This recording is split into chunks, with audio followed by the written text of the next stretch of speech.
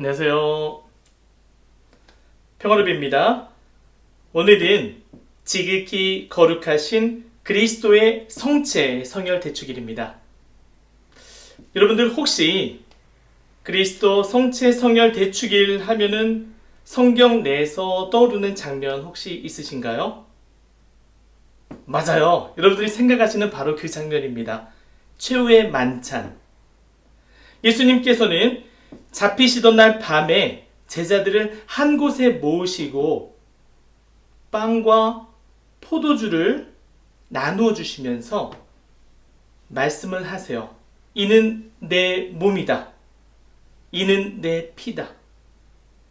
너희들이 이 몸과 피를 나누어 마실 때마다 이 순간을 그리고 나를 기억하라 라고 말씀을 하세요. 우리가 매일 봉헌하는 미사의 바로 그 장면입니다. 그리스도의 성체 성혈 대축일을 하면 무엇이 떠오르세요? 저는 먼저 예수 그리스도의 인류에 대한, 인류 구원에 대한 무한하신 사랑이 떠올라요. 당신이 인간을, 이 세상을 사랑하셔서 자신의 몸을 희생 제물로 봉헌하시면서 우리 구원을 위한 사업에 동참하시잖아요. 즉, 당신을 희생하신 그 목적 안에는 우리에 대한 무한하신 그분의 사랑이 존재하죠. 부모님들이 자녀들을 사랑하시는 그 마음, 아니 그 마음보다 더 큰 사랑을 가지고 계신 분이 바로 예수님이십니다.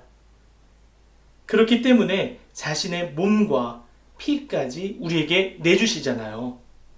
자신이 가지고 계신 모든 것, 가장 소중한 생명까지도 우리에게 내어주시는 분, 그분이 바로 예수 그리스도이시고요. 그 사랑이 무한하다는 것, 흘러 넘치는 사랑을 우리는 성체 성혈을 받아 모심으로써 매 순간 기억하고 그 삶을 살도록 노력을 해야 됩니다. 더 나아가서 우리는 나눔의 삶을 사셔야 돼요. 그리스도께서 빵을 쪼개어 나누어 주시고 포도주를 나누어 주시면서 우리에게 끊임없이 나눔의 삶을 살으라고 메시지를 던져주고 계십니다. 즉, 나눔 또한 사랑이 있을 때 가능한 거예요. 내가 많이 있다고 해서 그냥 무작정 나눠주는 거 아니잖아요. 여러분들 방 안에 수많은 물건들이 있어요. 여러분이 좋다고 생각하는 것들을 하나하나 모은 것들이겠죠? 아마 책상 서랍 안에 사용하지 않는 휴대폰들이 두세 개 있는 분도 계실 거예요. 그 순간마다 계속해서 바꾸고 사용하지 않는 것들을 나누지 않고 그보다는 그냥 내가 차곡차곡 모아놓는 거죠. 내 주변을 보면은 그런 물건들이 엄청 많을 거예요. 하지만 예수 그리스도께서는 그런 우리에게 끊임없이 나눔의 정신을 심어주고 계십니다.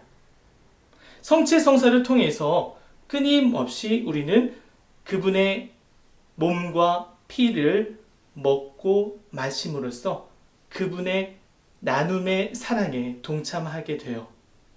더 나아가서 우리는 그분의 한 몸, 쪼개어져 나누어졌지만 그 한 몸을 받아 모셨기 때문에 예수 그리스도와 한 몸을 이룹니다.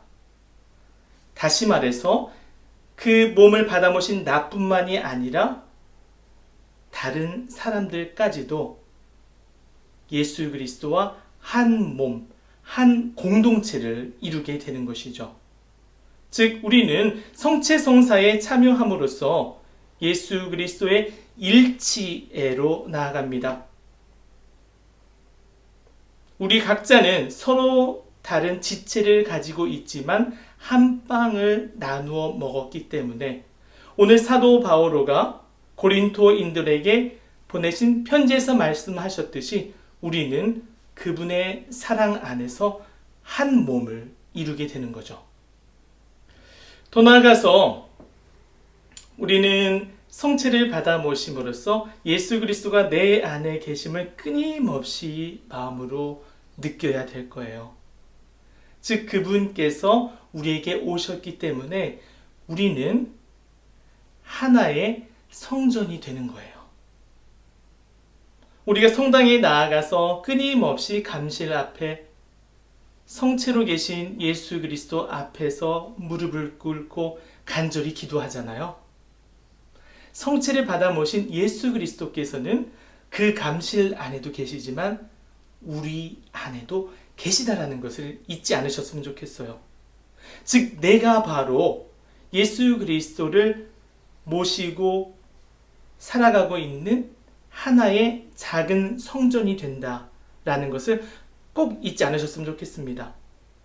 즉 나아가서 나뿐 아니라 내 이웃, 때로는 내가 미워하고 질투하고 싫어하고 다툼, 그로 인해서 서로 등을 들고 있는 그 형제 자매일지라도 그분 안에 현존하시는 예수 그리스도를 바라볼 때 우리는 화해의 성사를 그들과 나눌 수 있고 더 나아가서 그들과 화해를 통해서 일치해로 나아갈 수 있습니다.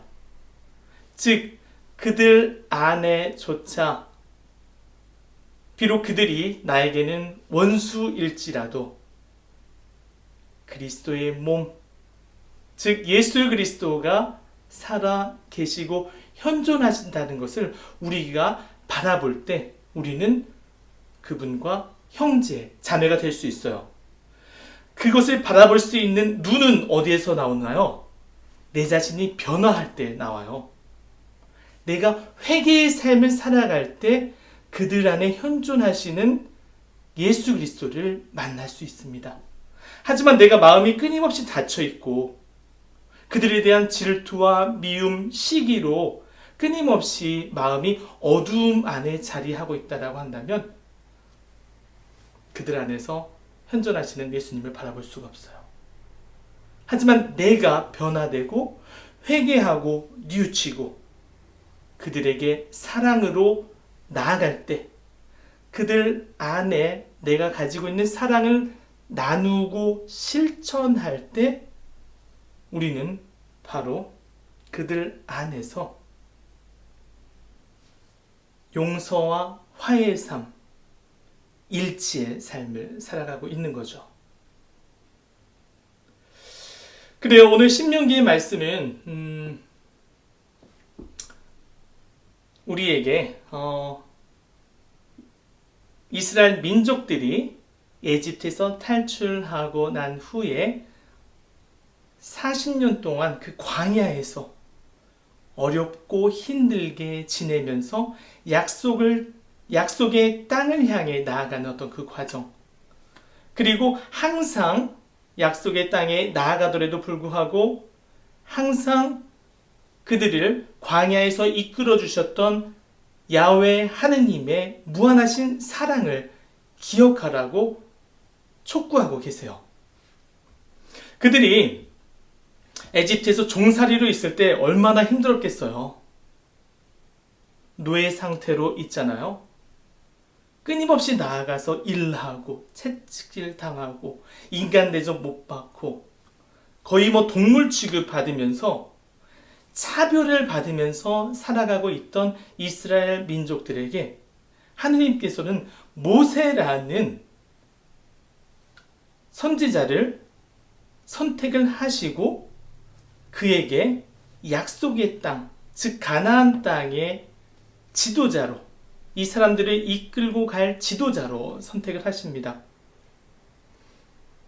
즉 모세를 따라서 에집트를 탈출한 그 사람들, 얼마나 마음이 부풀었겠어요. 아, 내가 더 이상 이 노예의 삶을 살지 않아도 되는구나. 더 이상 이런 차별받지 않은 곳에서 젖과 꿀이 흐르는 그곳에서 살아갈 수 있다라는 어떤 희망, 어떤 들뜬 마음이 생겼을 거예요. 하지만 다른 한편으로는 내 마음 안에 걱정이 있었을지도 몰라요. 왜냐? 약속된 땅이 어딘지를 몰라. 아직 가보지를 않았어요. 그곳에 가기까지 여정이 얼마나 험난할지, 내가 정말 지금의 삶의 자리를 벗어나서 그곳에서 살 수 있을까? 그곳까지 갈 수 있을까라는 두려움과 불안함이 한편으로는 자리하고 있었겠죠. 하지만 하느님께서 우리를 이끌어 주신다라는 그 믿음과 확신이 그들을 그 삶의 자리에 박차고 떠나갈 수 있게 만들었습니다. 그들은 그 40년 동안 그 넓은 광활한 광야를 지나쳐야만 했어요. 처음에는 그게 40년이라는 긴 시간이 지날 거라고 상상을 못했을 거예요. 하지만 그 길이 험하다는 걸 알기 때문에 부모님을 모시고 자녀들을 하나하나 업고, 그리고 그동안에 자신이 축적했던 최소한의 물건들, 그리고 꼭 필요하다고 생각되는 물건들을 하나하나 다 쌌을 거예요. 짊어도 저보고 너무 무거울까봐 또 하나 뺐다가 이거 갖고 싶은데 가지고 가야 되는데, 특히 이제 음식 같은 것들, 음식들도 막 챙기고 생존에 필요한 것들 꼭꼭 하나씩 챙겼을 거예요. 그리고 그 길을 첫날 밤, 둘째 날 밤, 일주일, 한 달 걷기 시작하면서 그들은 지치기 시작합니다. 가지고 왔던 음식들이 하나씩 다 떨어지면서 불안감이 이 안에서 솟구쳐 올라요. 그리고 모세에 대한, 더 나아가서 야훼 하느님에 대한 불만감이 솟구쳐 올라요.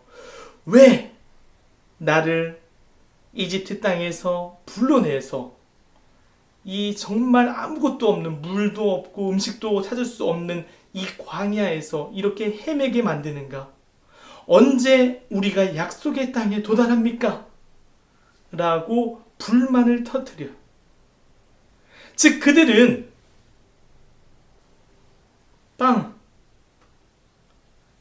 그 가치 안에서 먹고 나서 그 순간은 배를 채웠겠지만 또다시 배가 고파오는 그 상황 안에서 그 빵만으로는 살 수 없다라는 것들을 삶의 체험에서 배우게 되는 거죠.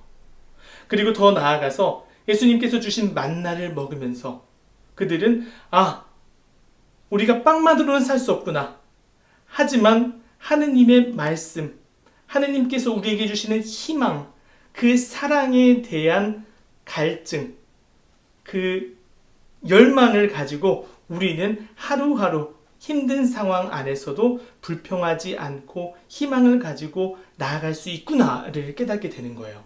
그리고 우리를 지켜주시는 분은 오직 한 분이신 야훼 하느님이시다.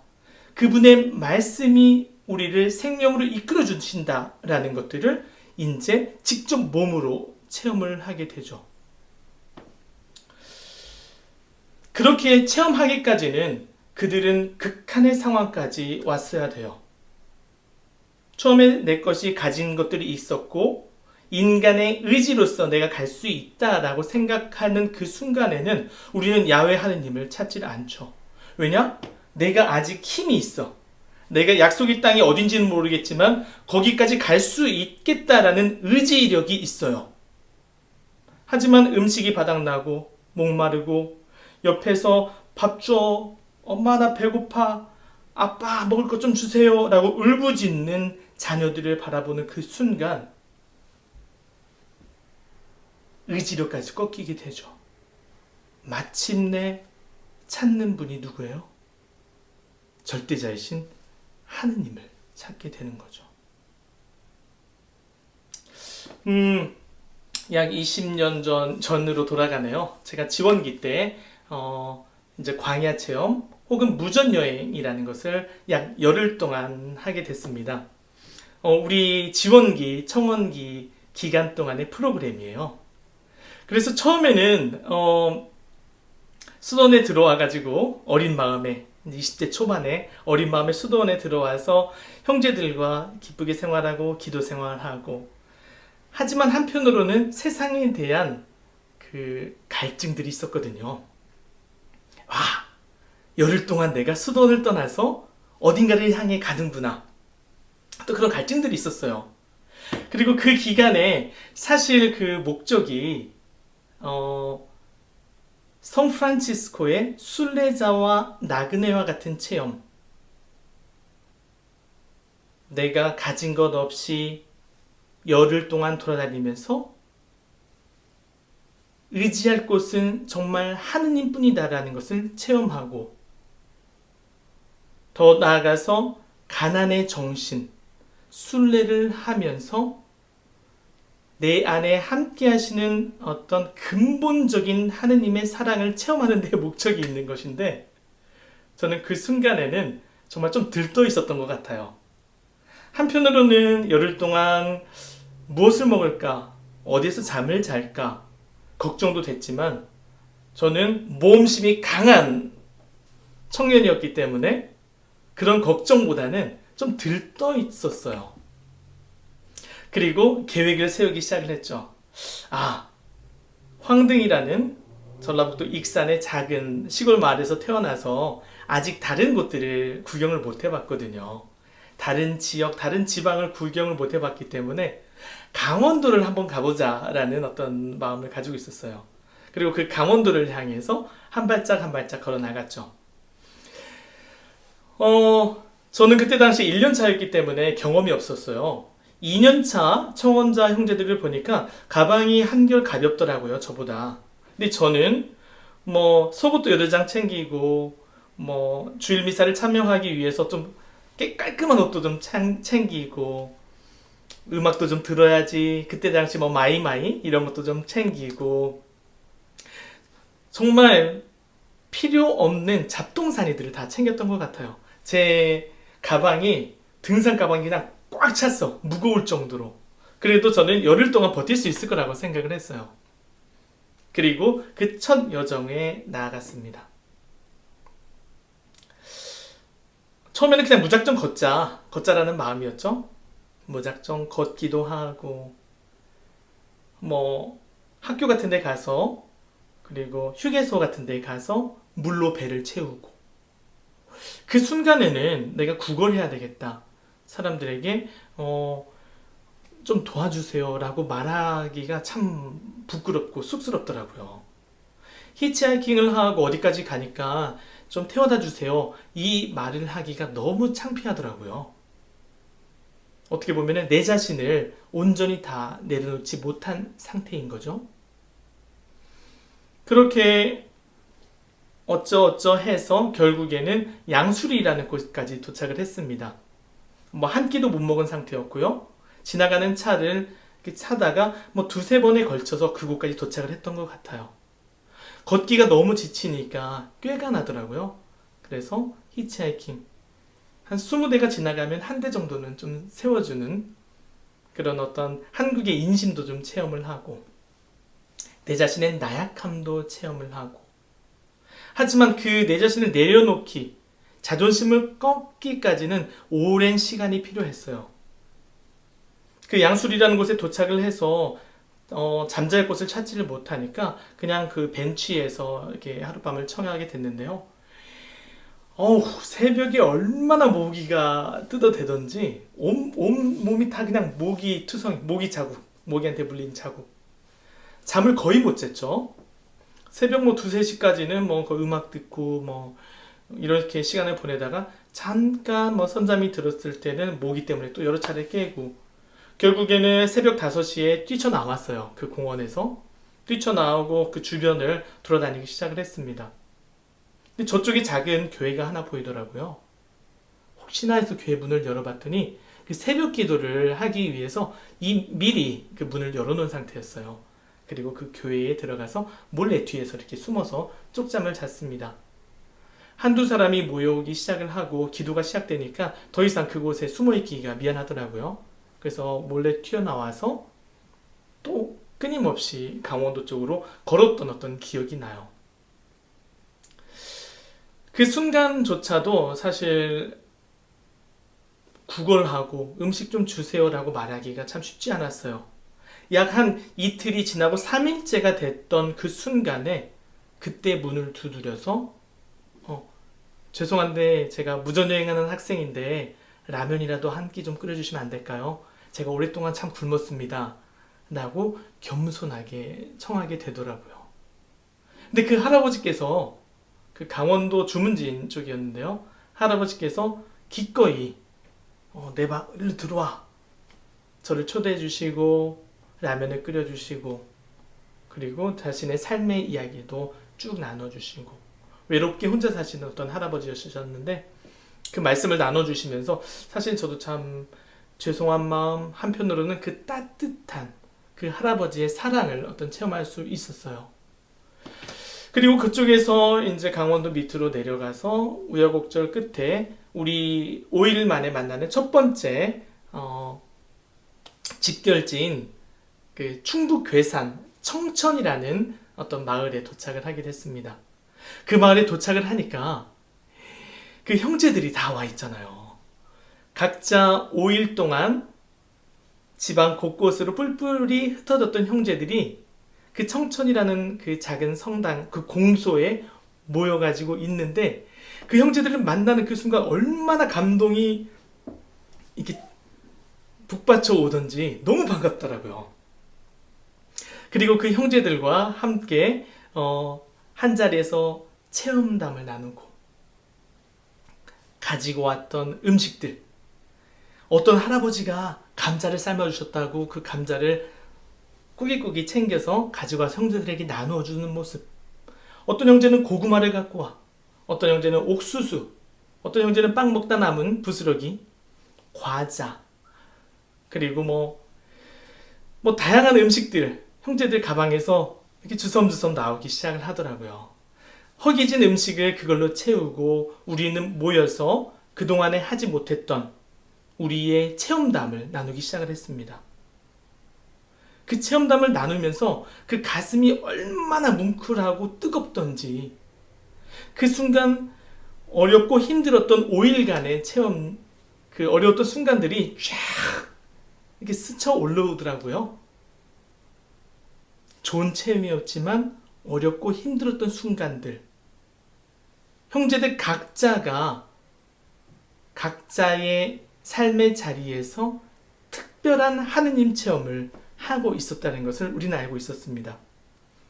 그리고 음식을 먹을 때는 그 순간은 만족스러웠지만 시간이 지난 다음에 다시 허기지는 그 모습, 그리고 또 무언가를 얻기 위해서 구걸을 하고 걱정을 했어야만 했던 그 순간, 뭔가 하나 모를 갈증이 있었는데 그것은 곧 나눔이었어요. 하느님의 체험에 대한 체험 나눔, 그리고 참석하지 못했던 성체성사, 한자리에 모여서 형제들의 나눔을 체험하면서 나도 그와 비슷한 체험을 했었지. 그 따뜻함이 뭔가 쫙 몰려오는 것들, 감동이 몰려오는 것들, 이게 내가 수도 생활을 하면서 찾고 추구했던 감동이구나.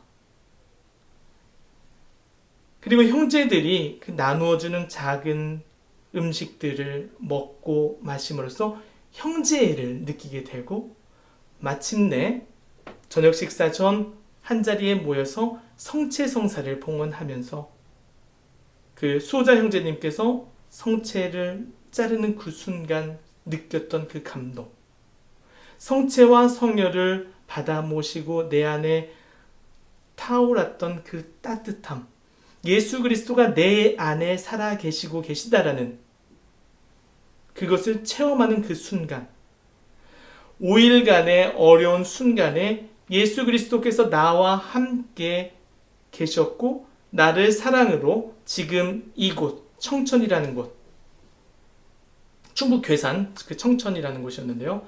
그곳까지 이끌어 주셨다라는 그 사실, 그리고 앞으로 남은 5일간 또 비슷한 체험을 하게 되는데, 그 순간에도 이제는 하느님께, 예수님께 의탁한 즉 갈 수 있을 거라는 확신, 이 모든 것들을 성체를 쪼개고 나눈 후 그 순간에 깨닫게 되더라고요. 아! 그분께서 내 안에 현존하고 계시구나. 그리고 형제들 안에 끊임없이 올바른 길로 이끌어주고 계셨구나. 그리고 그 순간 우리는 각자 서로 다른 형제들이었지만 빵을 나누고 피를 나눔으로써 우리는 그리스도 안에서 한 몸을 이루고 있다라는 것을 강하게 체험한 순간이었어요. 그래요. 여러분들도 정말 이와 비슷한 체험들을 다 하나씩 가지고 계시리라고 생각을 합니다.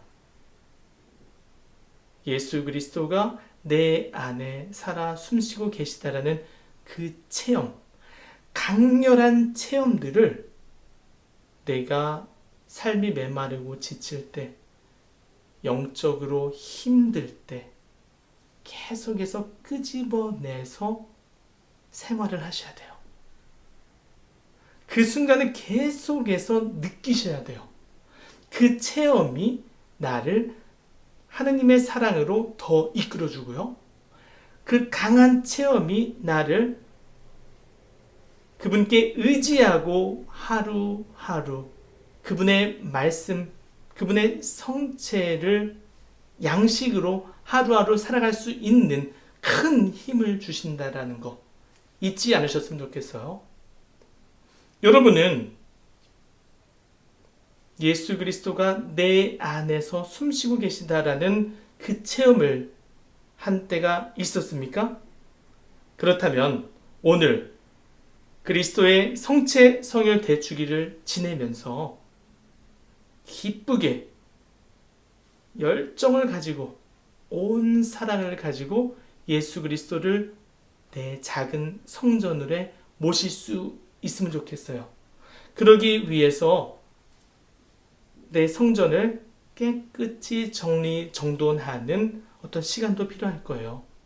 끊임없이 회개와 반성을 통해서 내 자신을 깨끗하게 정리하고, 화해성사인 고해성사를 보시면 더욱 좋죠. 깨끗하게 예수 그리스도를 내 안에 모실 수 있으면 좋겠습니다. 그 순간 그리스도의 사랑을 우리는 더욱 느낄 거고요. 그분과 내가 하나, 일치되는 그것을 체험할 수 있습니다. 사실 코로나로 인해서 여러분들 성체를 아마 이 순간에 못 모시는 분들도 계실 수 있을 거예요. 이곳은 50명이라는 숫자로 제한이 돼 있어요. 미사 한 대당. 그러니까 본당의 규모에 따라 다르겠지만 여러분들에게 기회가 돌아갈 수도 있고 돌아가지도 않은 그런 순간이 있을 거죠. 설사 여러분들께서 직접 성체를 받아 모시지 못한다고 하더라도 기도 안에서 과거에 내가 모셨던 예수 그리스도가 내 안에서 살아계신다라는 확신을 가지고, 또 우리에게는 말씀이 있잖아요. 빵만으로는 살지 않고 주님께서 우리에게 주시는 말씀으로, 그 말씀의 힘, 말씀의 중심을 가지고 또 오늘을 살아간다면은 지금 이 순간도 슬기롭게 잘 극복할 수 있을 거라고 생각을 합니다. 그래요. 모두들 건강하시고 그리스도의 성체 성혈 대축에 기쁘게 보내시기 바랍니다. 아멘.